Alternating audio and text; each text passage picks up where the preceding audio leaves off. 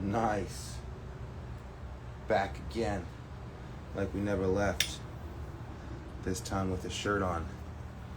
You know? The weather is weathering. And we're in this thing. Let me just try to get my charger to work. What's up, brother? Alright, give me one moment. I'll get you in here. Alright. We're good. We're good. This is fantastic. Alright, let's get my. There we go. Yo! Hello. What's up, man? Hey, it's going well. Pleasure to meet you. Same. Same. How's your day been? It's been good. Started the day on the front foot. Got to the gym first thing. Got workout in back day and Love some that. biceps. Then a couple mingling with members at the gym, and then posing. Had a posing client, and then yeah, back then Nice. working on Okay. some meal prep, all that stuff. Love it. I Productive. got back day as well today. Oh, nice. Yeah, it's Yeah. always the beautiful day. Yes. Very, very true. Yeah. So, you are a posing coach. Yes, sir. I've been a posing coach since, well, shortly after my first competition when I realized, it was a thing that I just had a passion for. I was helping people as soon as I was competing. Yeah, Yeah. I feel like posing gets kind of not really paid that much attention to as within the sport, you know? Oh, did I? Uh-oh. Hope I didn't lose you. See if we can get you back in here. Boom, boom, boom, boom. Oh, you're back. I heard you. Yeah, posing definitely it's come a long way in recent years, but still a long way to go. And that's my goal to have an effect on the sport is like making posing great again.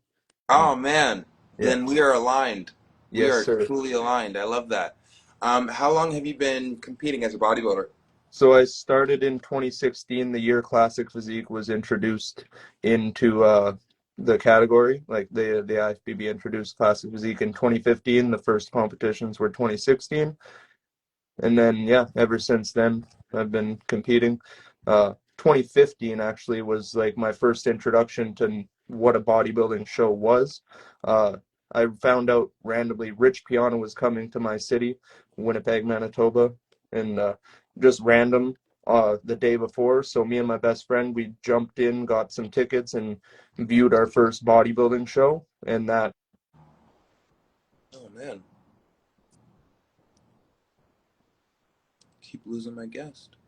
No bueno, no bueno. Let's see if we. Okay, cool, cool. when did it cut off?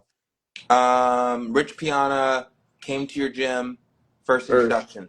yeah, he came to do an appearance at a local bodybuilding show, right? So we found tickets, got to the local bodybuilding show, and it like opened our eyes to what bodybuilding was, and got to meet him, and he took the time to talk with a couple 17-year-old kids that were just, inspired by this whole movement. And Mm-hmm. a year later is when I stepped on stage. That was like the day that I was like, I'm doing this.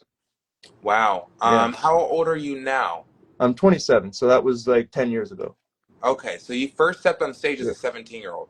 No, I waited that was when I saw my first show, and then 18 is when I competed in my first show. Got it, got it, got it. Yeah. Wow.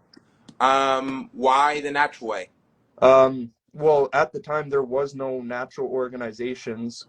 It was the CBBF. It was before the CPA, the current Canadian organization. And well, I knew about the WNBF at the time, but I wanted to test myself against, people doing it for real.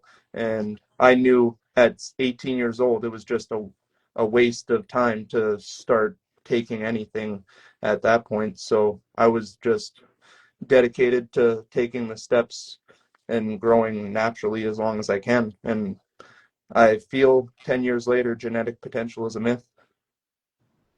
Agreed, agreed, Yeah, agreed. So, all right, let's go into the future for a second yeah. because you've been competing for 9 years. You are a pro. Yes, sir. I I just just got that last year at the 2024 Natural Canada Pro Qualifier. Congratulations on that. Thank you, thank you. Yeah, yeah. How did Yeah. that feel? That was a dream come true. Like everything, like synchronicity that was the name of the game that year. Like everything that I had visualized coming to fruition happened like deja vu every step of the way. And yeah, it was just an amazing sensation. And yeah, now I'm in at starting at the bottom again, working my way up to the top. Love it. Still, yeah. Tell me what the top looks like for you. Describe the top for me Uh, from your perspective. Getting that Olympia ticket naturally, Okay. right? Okay. Yeah. Getting to the biggest stage in bodybuilding as a natural athlete. Okay. Okay. And now that there's a route through the Ben Weeder to the Joe Weeder, it's seeming more and more possible. Okay. Now, and this is just out of curiosity, because I've only been in the sport for 2 years. Unfortunately, I didn't. Really? Wow, that's I know. astonishing. Yeah, it sucks, man. If I had found this sport 10 years ago, Jesus, man. Right. I feel blessed having found it so young or having Yeah. found fitness so young, right? But Yeah, yeah, man. that 2 years, man, there's people coming out every other day that I see like just brand new, fresh to the sport, but looking like they've been in it since before me. Yeah, and like, don't Yeah, get me wrong. I've always worked out. yeah, I've been yeah, more, yeah, but like, I didn't have a purpose to the working out mm, besides like trying to appear yeah. attractive to women, Okay. and like that was like the motivation. Little do we know that like men care more about how we look than women. Yes, You sir. know, Yes, sir. All that's the the time. sad secret. All right, so top of the food chain is Mr. Olympia stage and competing as a natural on the Mr. Olympia stage. Let me Yeah. get some further understanding as to why you would want to continue as a natural if your goal is to compete on the Mr. Olympia stage. I mean, that's just the goal right now. Well, I guess getting to the Olympia stage as a natural athlete would be like a feather in my cap. Then it would be unleash the beast and see where I can take it. Because like I feel after I've reached that biggest stage now, it's like, okay, now let's be on the top of the stage, right? Okay. All right. So you're a perfect person to speak to because I'm liking hearing your thinking. Sure. All right. So lifetime natural is not like required for your career. You don't have to die as a lifetime natural. No, no. I mean, I'm taking it step by step. I am very wary, and I've done all the research on compounds and stuff like that, and it's just I now that I'm still growing and shocking myself, I don't feel as much of a need for it, and seeing other athletes that are just insane and inspiring as a natural. And who knows where if they're the natural movement becomes what we see it to be, there might not be a need for it, right? Because my Okay. goal is risk versus reward, right? It Uh-huh. needs to be a bigger reward for me to take that risk. I like this. I like where this is going, dude. Like I'm hearing the practical path Yeah, to exactly. bodybuilding greatness. Yes, Yeah, that's you're. I've always been about practicality and Yeah, like frugal, like being frugal with it all, being on a budget as affordable as I possibly could, because that's I had to bootstrap this like my I whole love this. career. Okay. All right. So Yeah, let me break it down as to like the information that you're giving me. yeah, All right. So the vision as it currently stands is continue to compete as a natural athlete, win a pro show, a natural pro show, get invited to Ben Weeders as a pro, win Ben Weeders, punch the Mr. Olympia ticket. Now your name is on the Mr. Olympia stage you're competing in classic physique.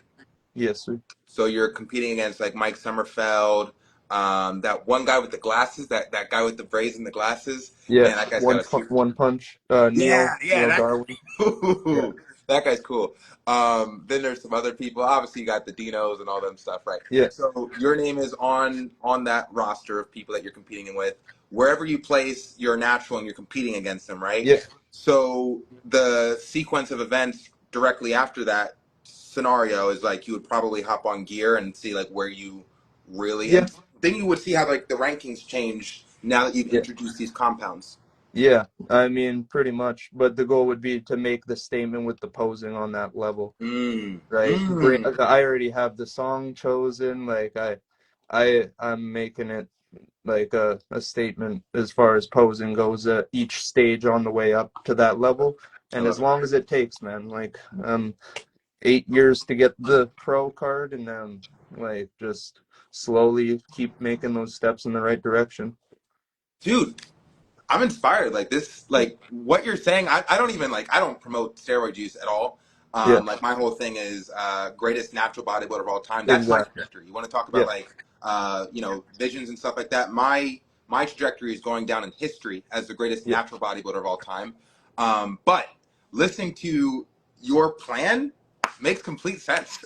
yeah. Like yeah. And yeah, it's a plan right now, but I'm always open to the change. Like growing the natural movement is probably like my biggest like thing that outside of my personal goals and drive, right? I want to give back to the sport in the way of posing and growing the natural movement and also growing female bodybuilding back, right? Dude, Getting this rid is of good.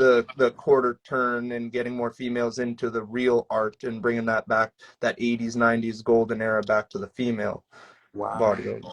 What does that look like? Because that's something that's becoming a bigger interest of mine. So what Yeah, does that look like to you?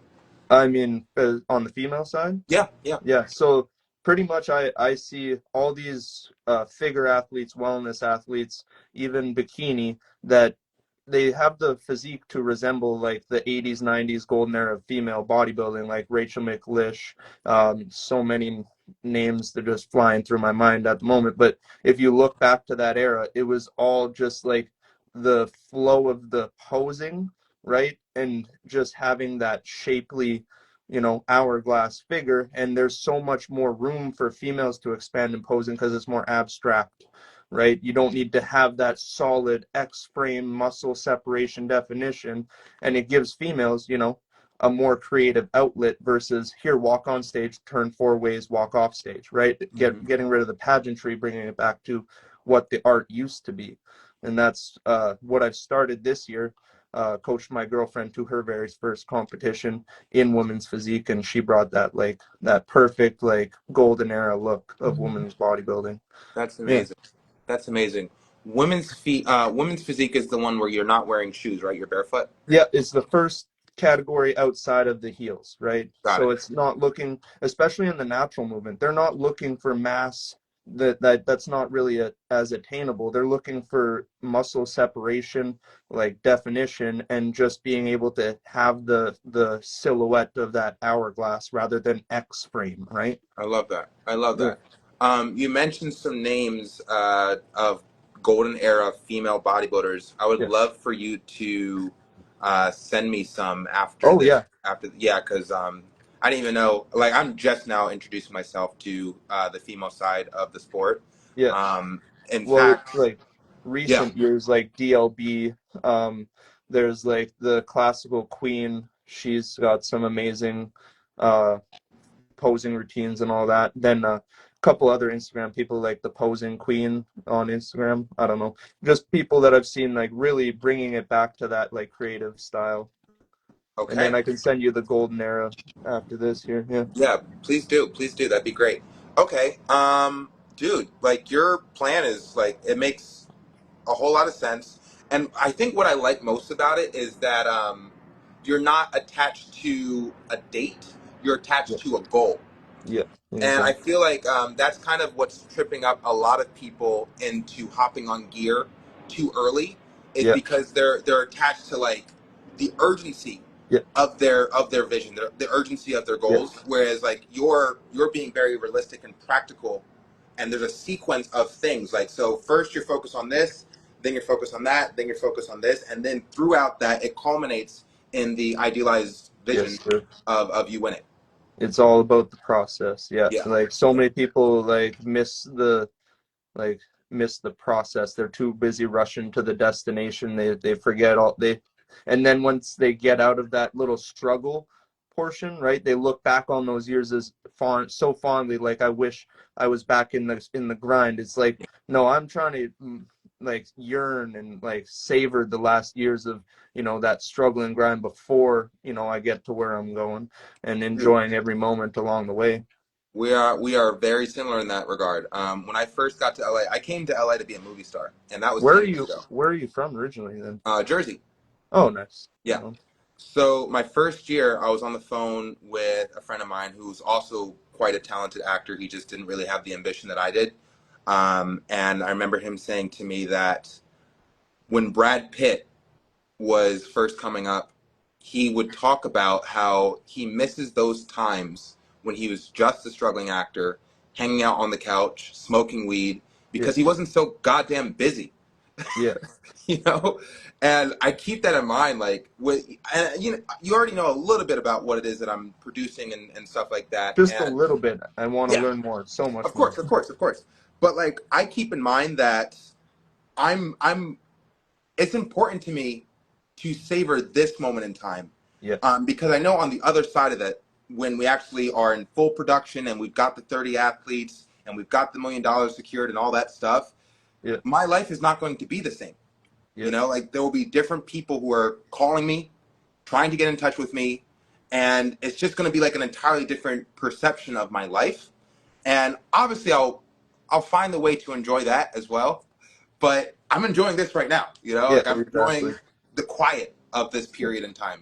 So I Yes, really sir. relate to that. Cool, cool, cool. All right. So you did say that natural bodybuilding does hold a place in your heart. However, as a bodybuilding enthusiast, you understand that the route as it currently stands, it would make sense once you get to the Mr. Olympia stage as a natural athlete. That's when you would likely hop on gear, because it's like, now it's time to keep leveling Yeah. up, keep pushing Yeah. beyond your natural limit. Yeah. Okay, With the contingency that the Ben Weider natural doesn't become equaling, or, the natural bodybuilding movement doesn't, have more routes built into right. it because it's just right on the verge of blowing up, right? I agree. I agree. I think Ben Wieters could turn into a Mr. Olympia type Yeah. of experience or The event. two brothers, right? It Yeah, just makes the most sense. yeah, yeah. Yeah. I think they got to change the name though, Yeah. because Uh, like Ben Wieters Naturals, it just doesn't have as nice of a ring to it. Ben Weider's Olympia, like, Something. whichever. But Yeah. yeah, I've Yeah. been following the story of the Weider brothers. Like, I believe Ben Weider donated a bunch of weights to my high school gym back way back in the day, and they're still there. Interesting. Yeah, Interesting. I got my first weight belt from my high school gym because nobody else used it. I love that. All right, so let's say this is a hypothetical, and I am not affiliated with NPC IFBB, even though Yeah, my first two bodybuilding competitions were as an NPC athlete. Keeping that in mind, let's say that there's a hypothetical where IFBB sees the attention that natural bodybuilding is getting, and then as a result, they decide to beef up Ben Weider's naturals to the same level of Mr. Olympia, where they're like, same cash prize, same everything, right? yeah. In that scenario, you would likely stay natural, is what you're Oh saying? yeah, there's no need for that if there's more routes and opportunities to grow it naturally, right? Okay. Okay. So what would be the incentive? And this goes for all natural athletes. What would be the incentive if there was an equivalency to the Mr. Olympia to hop on gear? I mean, really, there wouldn't be much incentive in my opinion, other than just extreme, right? Mm-hmm. Everybody wants to chase the extreme. Everybody wants to be the greatest of all time, and the Sandow is the most coveted trophy in the sport, right? Mm-hmm. Mm-hmm. Mm-hmm. Agreed. Agreed. Hmm. Let me play. How familiar are you with like NBA basketball and stuff like that? I mean, I'm familiar with it. I don't follow much sports. Are you Haven't familiar since with I Michael started. Jordan? Oh yeah, All yes, right. Can we clarify him as like the greatest basketball player of all time for the sake of this conversation? yeah, oh yeah, Okay. All right. So let's say Michael Jordan is the greatest basketball player of all time. And then let's jump out 5 years in the future. And this is a hypothetical again. Let's say NBA now authorizes the use of steroids and performance enhancing drugs. Mm. for the athletes, right? And then through that, the stats go way up 5 years in the future. You got all these athletes who are like outperforming the natural Mhm. athletes because they're on PEDs and stuff like that. And then there's one person who stands out among the rest. Let's call him Yeah. Jacob Talently. All right. I just made that up. All right, so generally wish there was a yeah. Well, me too, bro. We're working on it. We're working on it. Okay, so let's say Jacob Talently, he's like killing it as a enhanced basketball player. He's got 9 rings, stats out the wazoo. He's Yeah. completely eclipsed the accomplishments of Michael Jordan, right? Is he the greatest basketball player of all time? I mean, yeah, I was listening to your conversation yesterday with the legend there, and Oh yeah. that's similar. Like, yeah, you would need to like you pay respect to the OGs, right? Whether the OGs were the enhanced or whether the OGs was the natural, right? Like you cannot discredit one accomplishment for the future technology or whatever that comes after it. But yeah, we're kind of going in the reverse way, like going back to that natural movement and making that great again, because like it's for the crowd, right? We want to draw the attention to the sport again. And I feel like, no disrespect to the enhanced, but once it gets past a certain point, people just like their brains can't compute the jump from a normal human, healthy human being to this insane just specimen of a statue, Mm-hmm. right? So, and then showing them, okay, this is what that looks like to the max without any enhancements. People are like, oh, really? Like there are steps that I can take to get to this point. They Right. start to see that path starting point, then they're more likely to jump into the lifestyle and etc. and improve themselves and grow the sport, etc. And it just dominoes fall generation after generation. I love this, dude. You're I like your brain. I like your brain. Um, would you agree that the freak show isn't really appealing to a general slash mainstream audience? Not as much anymore. Like we saw that kind of dwindle in like the early 2010s and stuff. Once like the Phil Heath and Kai Green rivalry kind of settled, like there was like a 5 year period where it was like, uh, uh, like it was slowing down. Introduction of classic physique at the beginning, right? Then it blew up again, right? Then you have the evolution of Chris Bumstead. I watched him go from a junior bodybuilder. He came to compete in my city once, and then watched him blow up from there. Like it was insane. And yeah, now classic physique, they keep on awarding more freaky, more freaky, more freaky. Now we take classic physique into the natural division, and you can get that freaky. You can get those cartoonish proportions as you've seen in recent natural classic physique shows across all divisions. Yeah, you can get that cartoonish, freaky, conditioned look without, you know, all the enhancements. So here's what I'm seeing based off of what you're telling me and off of my observations is the sport of bodybuilding is becoming only the only people that are still excited about the sport of bodybuilding are bodybuilders. And then you've got All in, like yeah. yeah, then you've got like the rest of the world who's like they have like a general awareness of the sport, but they're Yeah. not really enthusiastic about it because the top representatives are mass monsters Yeah. that look like incredibly out of proportion with Well, what they an still athlete. look amazing. Like, Of but yeah, course, it's almost incomprehensible to how a normal person would get to that stage. I don't right? know. This is just me rambling my thoughts Yeah. in general. But yeah, in a nutshell, yeah, there is also that younger generation that's seeing all the enhanced lifters and just following that. And if we could open the younger generation's eyes, the people following the Sam Sulek and following that one shot wonder to a pro card route, right? If we can get them to like, no, this is a process. This is how it can be done naturally. If you start at 18, you could easily get your pro card by 35, right? At the longest route, right? Mhm. And yeah, it's just changing the perspective on that. But I think what the tricky part is, like, what's the actual goal? You know, like what is the actual goal? Is the goal to be Sam Sulek? Is the goal to be the next Chris Bumstead? Like, where's this goal coming from? I mean, bigger, faster, stronger, right? Okay. Like, everybody, like people are getting their pro card in 1 year now, right? They do their regional, they do their pro qualifier, they get their pro card. Like, there was a kid this past weekend that just got his pro card at 19 years old, right? Oh, Amazing the physique. Sasita Chris guy. Aceto's son, yeah. Yeah.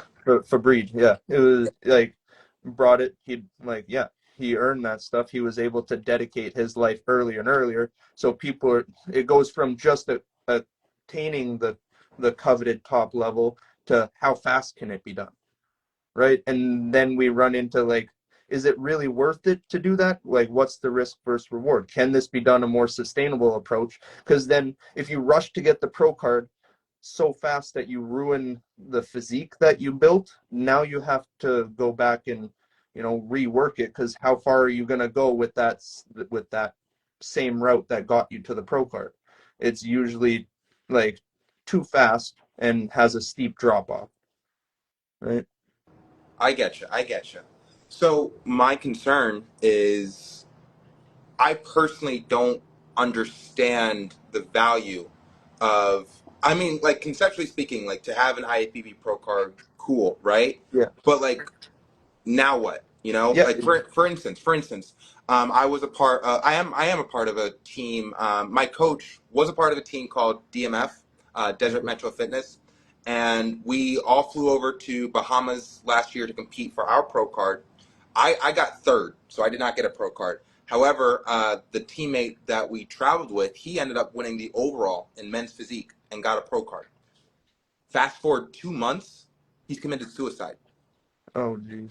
You Yeah. know, At so yes, it needs to be at like, sure, everybody wants that, like, that card, right? At what cost, right? You need to have your why in place, right?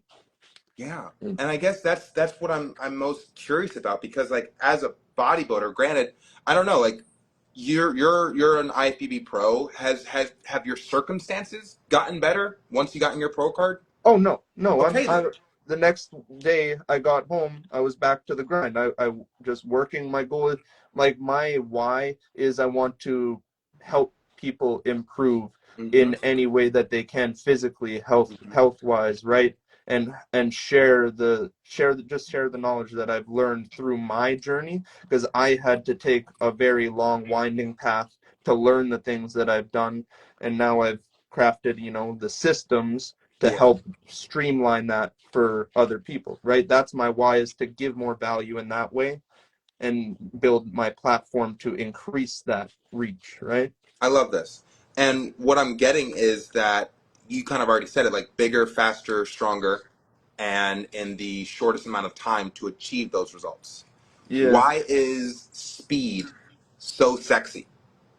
I mean, I don't agree with it necessarily. I see the people just trying to, push further and faster at the risk of, what they're like, the quality of muscle, right? If you rush to do too much quantity, you're losing so much quality, right? And you need to treat your body like a statue, right? Every repetition, it matters. You can't just be, blindly going through this if you're trying to attain something like truly beautiful, right? And then if you rush too fast, you're going to run into those limits where your body's going to say no, right? I'm all about building this as sustainable and longevity.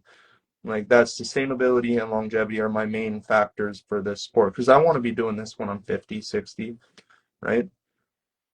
Me too. Me too. Yes, sir. I could see myself competing every decade of my life. I could Exactly. absolutely see that. And if I'm in Yeah. my 90s, I can see myself stepping on stage in my Yes, 90s. You sir. know? It's the longevity key, Yes. doing it sustainably, and yeah.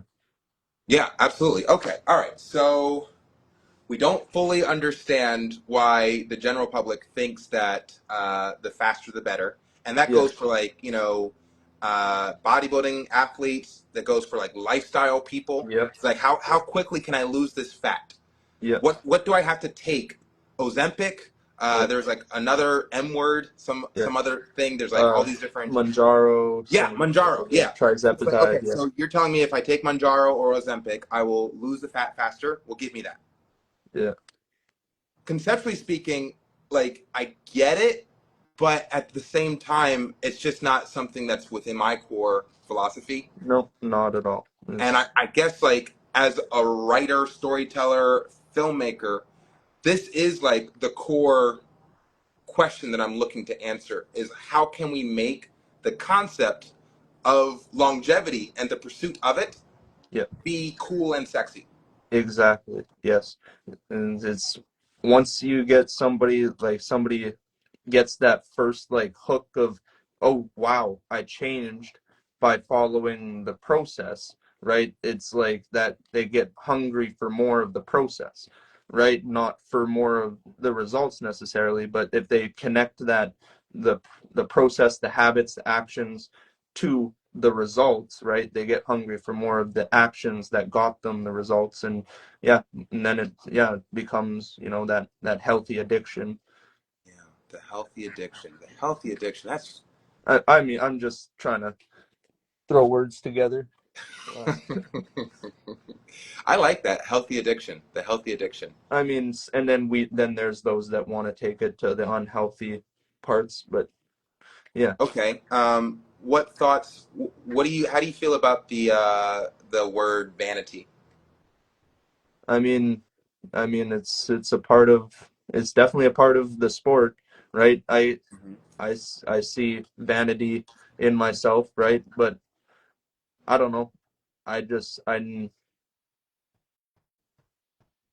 hmm, yeah, that's a good question. Like it's a part of the sport, but having that awareness to check yourself and where you're coming from is is the balance that it requires, right? Because you can get lost in the glitz, the glam, how many likes you're getting, how many views, whatever, and the vanity of it all. But yeah, being able to check yourself and be like, okay, what's the purpose of why I'm doing this? Where do I want to go, and how is this going to help me add value to people, Mm, right? mm-hmm. Mm. Okay. Well, I'm all right. You're hitting onto something.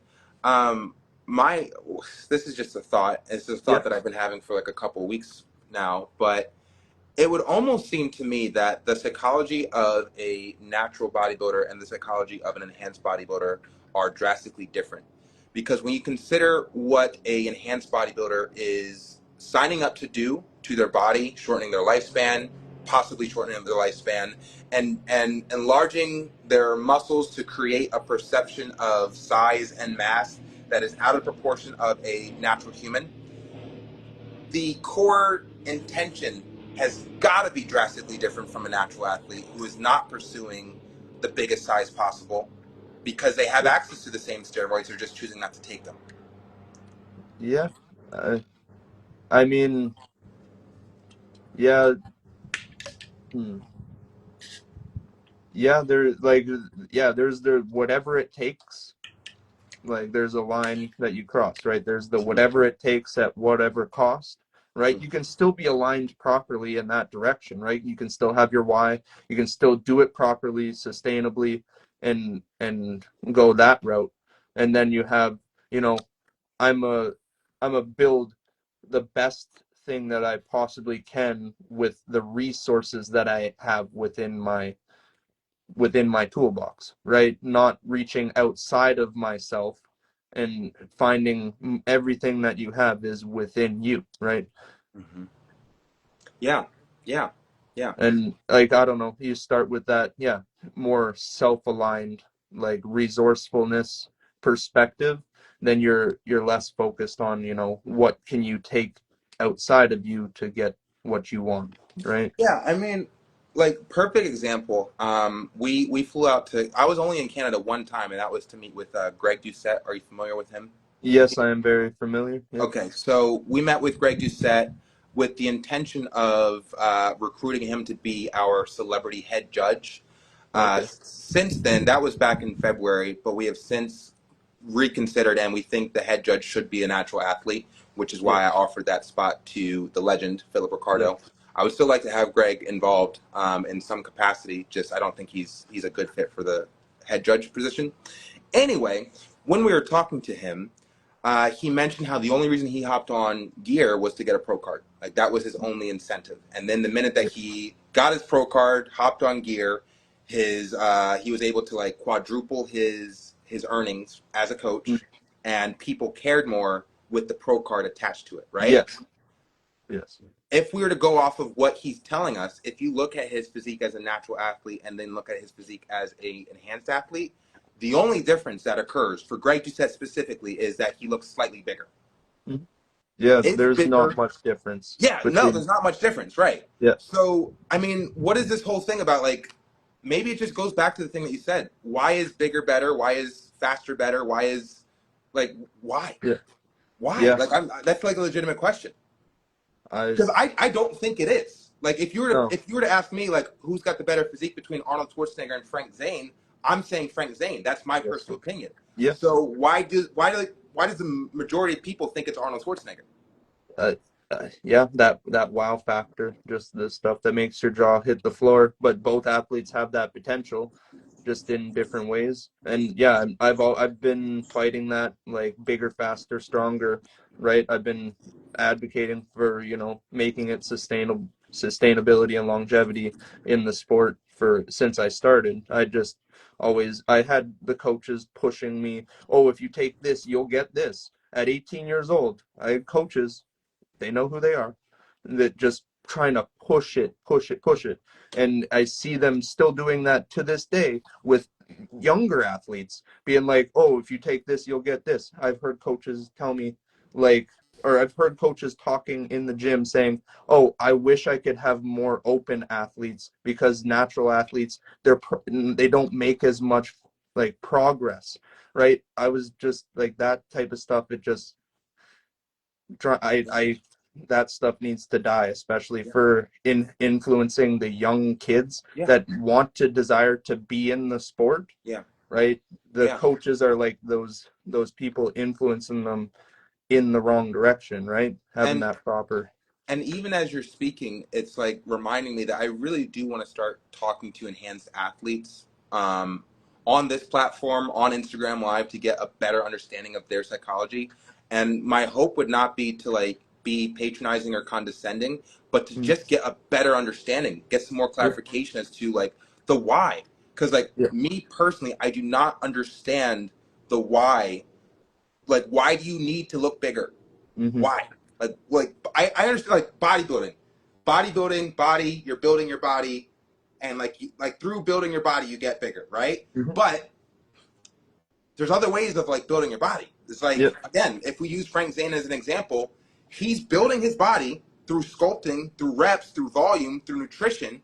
Yet the result is not that of a mass monster. It's that Yeah. of like aesthetics, proportions, lines, and shapes, which is Yeah. like my ideal version of what bodybuilding to And me I like not to to think about. mention the Yeah. illusion of posing. Yes, correct. Yes. Yeah. Right. And that all That's the factors into biggest. bodybuilding. Yeah. Yeah. Meanwhile, you've got like the majority of these bodybuilding athletes. Fuck the illusion of posing. Fuck lines and shapes. Fuck aesthetics. Let's just get bigger. Mm. Is it easier? Is it an easier thing to think about? They're both hard, right? You need to choose your hard at the end of the day. Like, I'm not saying one is harder than the other. They're both hard. One just has, you know, the challenges of all the things you need to navigate with adding enhancements, right? Because you need everything on point. And then there's the hard of, you're going to beat your head against the wall naturally for years before you make it any relevant progress, right? But once you make that relevant progress, it just compounds and compounds. So 10 years down the line, you get a little, like, you get a rocket ship versus taking that or the perfect analogy, I made a post long ago, but the Fast and Furious 2, I think, or the original. Anyways, where the kid was racing the other guy, weird butchering this analogy, but the kid hits the nos too fast and he's like too soon junior, right? That's the perfect encapsulation. I get it, man, and I get it. And honestly, out of all the athletes I've spoken to, you make the most compelling argument for you and your journey to hop on gear at the right time, Yes, because like you understand it's a compound, mhm, and you're putting a core emphasis on the fundamentals of bodybuilding first, and yes, stretching that to the very limits of its potential yes, before making the decision to ever partake in the use of performance enhancing drugs. yes, sir. And I like, I'm not gonna say I support it, but like I get Mhm. it. Like I totally Yep, get it. yep. So let's talk for a brief moment to like talk about like what would deter you from that route. Your current trajectory, what would deter you? Uh, as long as I'm making progress and visual progress, like I'm holding off, really. Right? I just put on like I believe 5 pounds on my stage weight this past year, just from slowly. Like I have so many areas in my life that I know I could tighten up and double my progress, right? It's just those matters like 1% here, 1% there.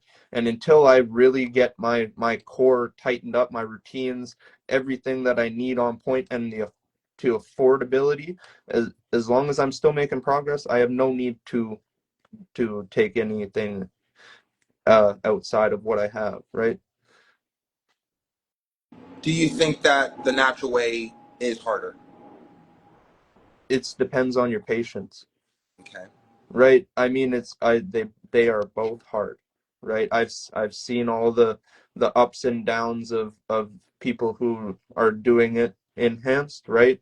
And yeah, my heart goes out to, seeing those people like go through their struggles and then, seeing them come back and, really transform their physique, but really it's their systems that improve, right? And then you have all those natural athletes that they're just, yeah, just you have to put in the time, pay the dues. You have to be just open and willing to stepping on that stage as many times as it takes to get there.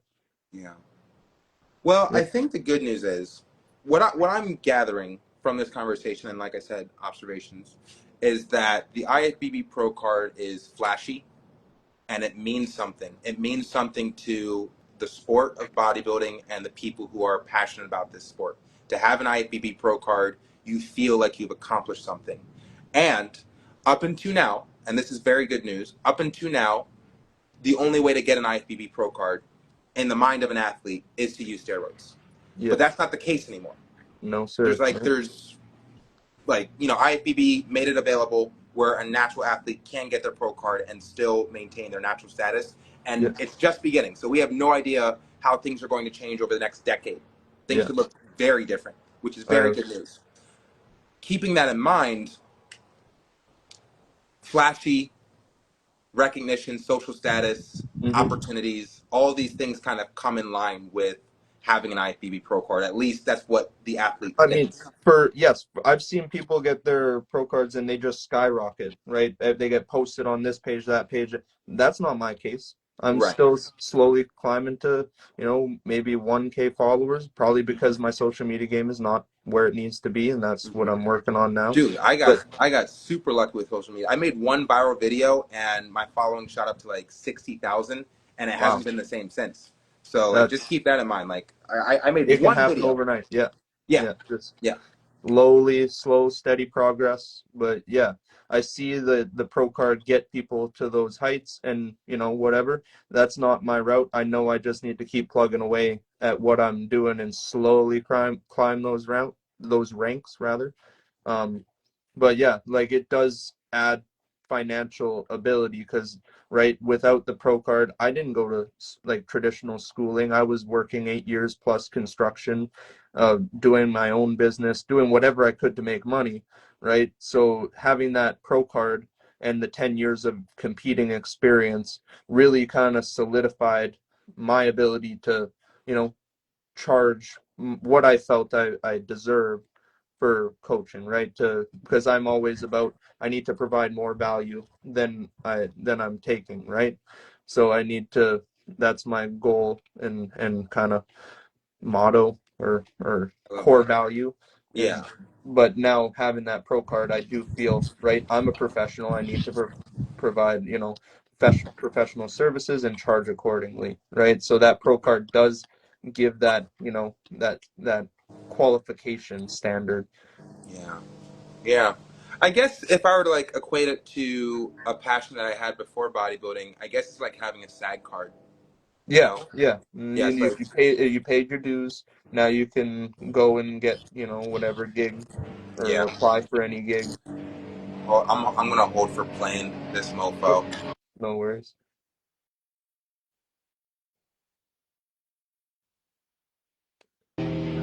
Okay, so yeah, I think what we're talking about is like a personality. I'm not gonna call it a defect, but it's like a personality quirk that when I first got to LA, I was doing a lot of background and extra work. Just showing up on TV shows and movies and like Mm, sitting in the background and pretend like I'm eating food or whatever. yeah. And even then, the background extras, they would be like so covetous of having a SAG card, right? And Hmm. then when you get a SAG card, it's like, okay, well, now what? Well, now I get to go first in lunch line. So like when we Sounds good. call for lunch, like I get to be over here and you Yeah. guys have to be over here. And there's this whole feeling of like, I'm, look at me, I have a SAG card, or like, look at me, I have an IFBB Pro card. But Yeah. like, your life hasn't changed No, no, at still just all. plugging away doing the same things. Yep. Yeah. So, and like, I obviously we can't like, I don't even know what it is that I'm trying to describe, but it's this whole idea of like being a part of something with prestige and like Yeah. feeling like you're cooler than. Member of the club. Yeah. Yeah, a member of the club. Yeah. Like you paid your dues in order to get it, and like Yeah. look at all the work that you did. I had to take steroids in order to get this. Look what I did. Stuff like Yeah. that. Okay, all right. So we'll explore that later. That's something just for me to like Yeah. contemplate. Okay, so let's talk about the project and how Yes, please. yeah. So personally, I don't like the way that bodybuilding has kind of progressed. I personally feel like it has hit a cap so far as like the top representatives of the sport as a whole. Samson Dowda, I think, is a really cool dude. He seems like a cool dude. I think his physique is so drastically out of proportion as to what a human can naturally achieve that it doesn't make sense to have him as like the poster face for the sport of bodybuilding. Mm, Maybe he should be the poster face for the sport of enhanced bodybuilding. But when you think about what bodybuilding is supposed to describe, it is the pursuit of developing and peaking your body to natural limits. That's what like that's the core of what bodybuilding is. yeah. So how does it make sense to have someone like Samson Dowda or Mike Sommerfeld or Sam Sulik as the top representatives of a sport that's about peaking your physique? Yeah. I That's mean, yeah, yeah. I mean, there are those two directions, and yeah, natural or bodybuilding, yes, was originally does was originally brought in as natural strength but human potential, and somewhere like with the introduction of the enhancements, it's just the natural route, but the pendulum swings, right? The pendulum swings, right? It goes from natural. Now we've hit that peak, the pinnacle of enhanced. The pendulum's going to swing back to the golden era, right? Like the pendulum kind of swung back with classic physique, but then they're like, oh no, reward bigger, reward bigger, reward bigger, right? Now we're like, okay, now we're at that peak cap for classic physique. We got the 6 peat with Sebum. Now who's the next class, right? Who's going to be the next champ? Now they have an opportunity to switch what that top look is, right? And people really, not many people that I know of paying attention to top level bodybuilders, right? They're more paying attention to the classic physique division. Maybe I'm off base, but that's just what I see. More of the general population is intrigued with the classic physique division. yeah. And if we can even take it a step further, when you think about when the men's physique division was first introduced to the Right, sport of yes. bodybuilding, Yeah. if you look at the physiques that first year of men's physique Yep. to now, and Greg Doucette has also already said this in his content as well, the men's physique athletes look like classic physique dudes Yep. in board shorts. Yeah, there's men's physique athletes that were at this recent show. Like at there's men's physique athletes that are not even, pros yet that look 10 times bigger than me. Yeah, yeah, Like and as it's naturals too. yeah. Right. Oh, as naturals. Oh yeah, there's guys that I'm like, Jesus, why haven't you stepped in the classic? And what's their reasoning? Uh, they just wanted to get their pro card in men's physique. Like, but yeah. Yeah, yeah. It's fascinating. It's fascinating. So like the way that I've kind of explained it in my brain is that the golden era was like 1970s, 1980s ish, right? And as the gear and the compounds continue to technologically and scientifically advance, we now have the ability to create these physiques that look not natural. Even like back then during the golden era, like the physiques looked relatively natural. They just looked bigger, right? Yep. Yep. Now we've got nutrition, we've got compounds, performance enhancing drugs, and the physiques no longer look attainable. They Yeah. look unrealistic. And that goes for men's physique, classic physique, and open. I think natural bodybuilding needs a champion. Yeah. I Yep. think it needs a face, it needs a title, and it needs that title to have just as much prestige as a Mr. Olympia so that we have a frame of reference as to what a top natural physique can look like and give an opportunity for future athletes to pursue that title as opposed to Mr. Olympia. Yeah. Yeah. Now that might come in the form of the IFBB, where what they're doing with Ben Wieters, it might turn into that. Hmm. I'd be interested in having a conversation with the Mannion family to see if they actually see that vision for themselves and like how they would want to represent the natural Yeah. side. But as it currently stands, their dangling carrot for natural athletes is a spot on the Mr. Olympia stage, Yeah. and to Right. me, that is not good enough. I mean, yeah, like it's a slow build, right? I mean, at least they are making avenues in that direction, right?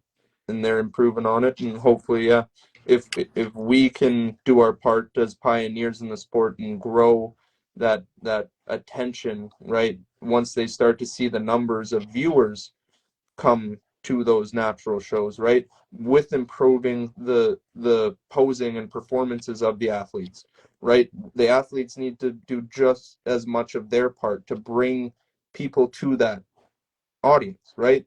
Like if we can improve the standards and levels of posing so there's no dead spots on stage, there's no people that seem like almost like they don't know what they're doing or half-assing their finals routines, right? It should be a show and a performance and bringing that like back to the audience. Then more audience, the word gets around, and then the numbers increase, and then slowly natural bodybuilding will have its place. I don't know. That's Yeah, my optimistic perspectives. and I love optimism. Yeah. I'm like people call me Mr. Optimistic, so I relate to that. My concern is that I would like everything that you're saying. I would flip it. So if Mm. you think about like the prestige of Mr. Olympia, did it become prestigious because of attention to the sport and the audience and like did they start investing in the Mr. Olympia before the audience or after the audience? Is what I'm trying to say. I mean, I believe Joe Weider, he invested in the athletes, right? And he built the athletes. He saw the thing. He saw the potential in the athletes and their presence on stage, right? What they brought to the crowd. That's why people there was like just auditoriums filled back in the day, right? Just for, whether it's just like a posing appearance or whether it's, the Mr. Olympia show or even local bodybuilding shows like the Mr. Universes and all that. But yeah, through the magazine publications and all that, people had more of a, uh, I don't know, they kind of grew it through that, I would say. Right. And Mm. I guess that my proposition would be to do the same thing again Yeah. and bank on the potential of our natural athletes Yeah. to draw the crowd that it needs in order Yeah. to create that equivalency to the Mr. Olympia. Yeah.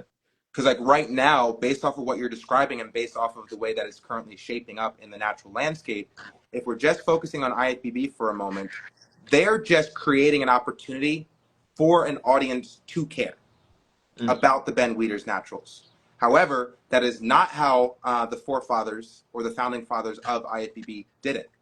They Right. banked on the athletes, and then the audience came to them. Right. You know, Yeah. so if we were to mirror that type of success or replicate it, we would want to create a stage that is already as big as a Mr. Olympia, Hmm. regardless as to whether or not we're actually getting an audience level of engagement, Yeah. right? And then from that stage, that's where the audience comes. Yeah. Yeah. You know? That makes a lot of sense. Yeah. Yeah. Um, the I think the problem that, well, it's not a problem, it's just we're still working on getting enough people up into the natural pro ranks, right? Mhm. So like getting enough natural IFBB pro athletes to have, that level and caliber of competition spread throughout, the States, Canada, all the different countries, right? And then they can, have that big clash up where they have all the natural pro tour shows, right, that people can do to qualify for the Ben Weeder, and then Mhm. everybody comes in like they are doing this year, like Yeah. the rivalries that are going on for the Olympia qualification. Mhm. um yeah, so I you love just that, man, dude. You're hitting the nail on the head. So, do you think that IFBB will ultimately have a monopoly on the sport of bodybuilding, or do you think I it already does? I mean, it already does. That's my, biased opinion, maybe. I don't know. I don't know much about other organizations. In recent years, I've seen like some really cool organizations like the OCB, like a couple like the UKBF, stuff like that, like overseas and in the States, that have developed some very high caliber athletes, and I see what they're doing at their shows, and I can respect a lot of those things.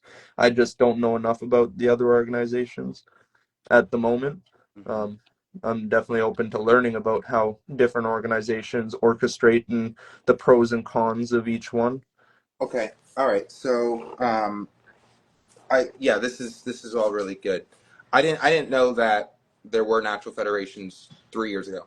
I had no idea of the existence of Right? WNBF, OCB, Yeah. IPE, DFAC. I didn't know that existed. The only Yeah. bodybuilding federation that I knew of 3 years ago was IFBB. Right. Yeah.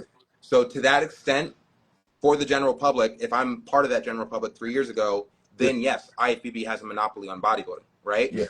As we continue to integrate and immerse ourselves in the sports, speaking of me, they don't.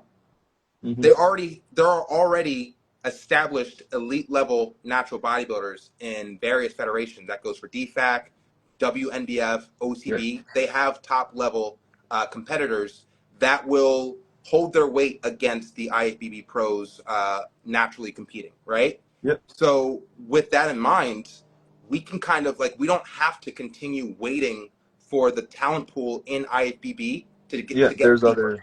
There's other organizations that Yeah, can make up for that if there's some, like I heard you talking about that crossing, allowing like the clash of these different organizations for natural athletes on a big stage, like that would, like a tournament of champions type of thing. And then, which organization can then prove who has the athletes, and then that incentivizes each organization to make sure their athletes are being taken care of.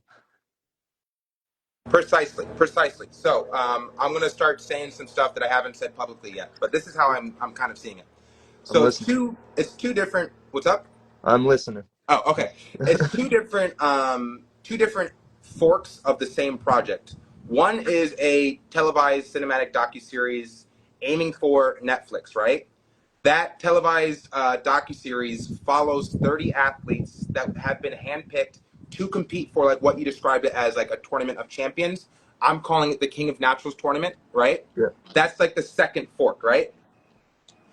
What I want to do is I want to get the thumbs up the nodding of the head from all of the federations to kind of support the King of Naturals tournament and have Hmm. it be its own separate promotion, not a federation, a Hmm. promotion to properly promote the sport of bodybuilding and the natural athletes that are competing at the highest level. And Hmm. I would want, like I said, WMBF, OCB, DFAC, IFBB. I want their NBA. sanction on it, Yeah. right? From there, we raised funding for that King of Naturals tournament with a $1 million cash prize going to the title, or the winner of the title, the Natty King, right? Then the cinematic docuseries, which would have to be produced by a studio company or a Netflix or something of that nature, that would just follow the prep of these athletes who are competing for the Yeah. title of the Natty King. So it's like two separate things, but they, Yeah. they feed into each other. Yeah. Where we can get the participation of the federations and the athletes would have to be for the tournament, and the show would be able to promote the sport and all of the federations as a whole. Yeah. And that way, everyone wins. That sounds like you're a visionary. Yeah. Yeah, that's what they call me. Yeah. But that's the vision, and what I'm currently thinking, because like I'm not trying to expedite this process. Hmm. I take this whole process, building this empire, as you would, as slowly as you would take natural bodybuilding. Sustainable and longevity. Yeah. Exactly, exactly. Keeping that in mind, we are eyeing the ideal scenarios that we go into production of this docuseries in 2028. So that gives us, right now, we're basically at 2 years to secure funding, to get the green light, things of that nature.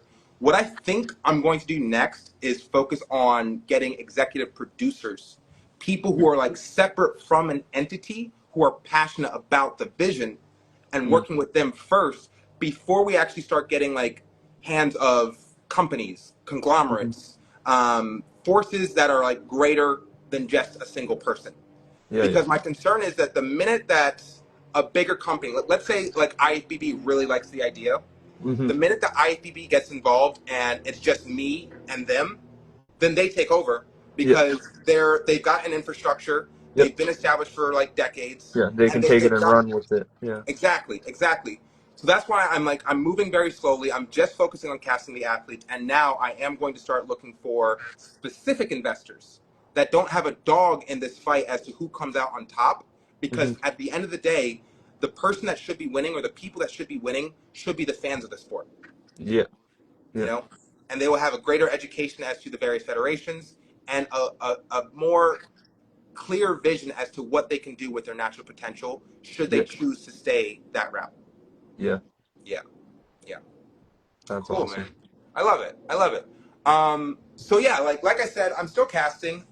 We just casted Matt Butali. Yes, He's sir. yeah, he's number 8. We are casting a total of 30. This is intended to be an international casting call. Hmm. So like I want athletes from India, China, Saudi Arabia. Like I want to get as much inclusion as possible to create as big of an audience and have something for everyone. Yeah. So that way, like an Indian kid who wants to be Yeah. a natural bodybuilder has Yeah. someone to look up to when they're All watching the different show. walks. Yeah. Yeah, exactly. So far as you are concerned, I like you.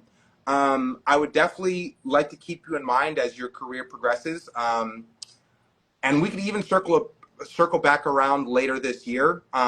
My intention is to cast 10 athletes per year. So Yeah. 10 in 2025, 10 in 2026, and 10 in 2027, and then go Yeah. straight into production in 2028. Each Yeah. year, the stakes are supposed to get bigger so that by the time we're in 2027 and we're down to the final 10 athletes, it's supposed to be a big deal Yeah. across like the entire natural bodybuilding community. Everyone should know about this Yeah. project and this vision by 2027. And the top athletes, regardless of what federation they're in, they should Hmm. all be vying for a spot on the final 10, right? Yeah. I am building stories around each athlete. So in communicating and interacting with you, I love your passion for posing. We're definitely looking for athletes who are putting a priority or an emphasis on that. And then there's also a storytelling element that, with me as a storyteller, I'm looking at those aspects as well. You strike me as like very Viking Ah, oriented, and I would thank you. love to get a quick understanding as to like your origin or your background or whatever. Oh, how far do you want to go back? Like, I, I, I got like a photographic memories from like age 3 or whatever. So, Wow, wow. Well, tell yeah, me about yeah. your heritage or Well, your. heritage, I'm Irish, Scottish, and Italian. Okay, Yeah, I got the Irish and like I'm undercover ginger.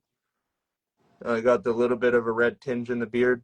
As far as like the style goes, as from when I was a kid, as soon as I like could grow facial hair at 16, I was like, I'm just gonna, work until I got myself a beard.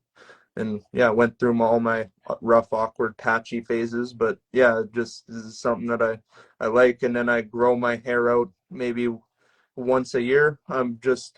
I decided against keeping the long hair for this past show. Um, but yeah, growing my hair out for the shows because I like, the braid and like the Celtic knots or whatever. My girlfriend, she's indigenous or Native American. She's indigenous. She's Treaty Canada. Um, and yeah, she has always braided hair, so it's just something that I let her and only her do. and she just competed as a Uh, Woman's women's physique. physique. Yeah, Yes. for her first show this Okay. year. Okay, there Yeah, is an athlete. He goes by his name is Andrew. He's over in Scotland that we actually interviewed a couple of months ago. yeah, So that's pretty cool. Okay, all right. So Irish, Scottish, and Italian, right? yeah, Based in Canada. All yeah. right, all Small right. town. Like I'm from country. Okay, Yeah, okay. All right, all right. So I was gonna go Viking for you just because I got Viking vibes, but I don't want to like tell false narratives, you know. yeah. So we could come up with something else. Um, I mean, Viking, like that's kind of like the style that I emulate on stage, right? I just developed this. Well, I've been developing the character of my stage character, my alter ego, and childhood nickname Yoshi and Yoshi the performer, and it's just I don't know if it's Viking or going back to like Japan, but the warrior, right? That's really what I emulate. I was always a fighter, right? I started in mixed martial arts. I like that was my background, 4 hours a day after school, like just no social life. That was my school experience rather. And then after I found bodybuilding. It was right into bodybuilding and etc. But yeah, the warrior mentality, like I have that, that just permeates every aspect of my I life. love that. Okay, I can actually work with that. I can work with the warrior. So on the pitch deck that I prepared after, well, around the same time that I got the verbal confirmation from Matt Butali. Yeah, So 8 athletes, each one has like a different archetype. yeah, So or archetype or like nickname, whatever, yeah, right? So for me, my nickname is the solution.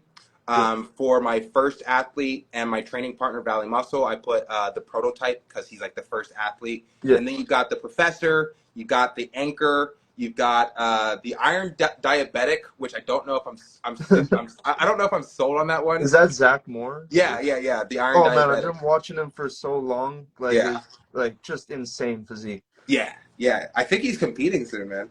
I can't wait to see that. Yeah, Yeah, yeah. But you see where I'm going with like the whole like yeah, yeah. The the warrior. archetype. Yeah. So for Matt, I put the artist Hmm. and the warrior. I mean that fits right in. That fits Yeah, right in, especially with like MMA backgrounds. So I definitely see ways to play with yeah. that. The That's warrior, the only other suggestion, the performer. I don't know if that's similar to artist or, I like the warrior but more. yeah, I mean that's yeah. I've always just been that kind of all like yeah, ready for battle at any point, and Love it. should that battle with Matt was amazing. Okay, Yeah, okay, okay. I love this. I love this. All right. Well, honestly, I think that's what I was looking for. And then the next steps for me, since this was like, I need like some time to like, oh yeah, yeah. But no, I process. like it. I like it. Yeah, yeah. So let's circle back around. We're going to be closing out casting just for 2025. We have 2 more athletes to pick. Yeah, So if it's not this year, we can circle back around next year. yes sir. And I'm appreciative of your vision, and I just want to see it come to fruition, really. I love that. Yes, Well, this is sir. perfect timing because they're doing yard work in the back door. Yeah, So no worries, this is man. great, man. It was a pleasure meeting you. Let's stay in touch. Yes, definitely. Take All care. right, brother. I'll talk to you soon. Bye. All right. Peace.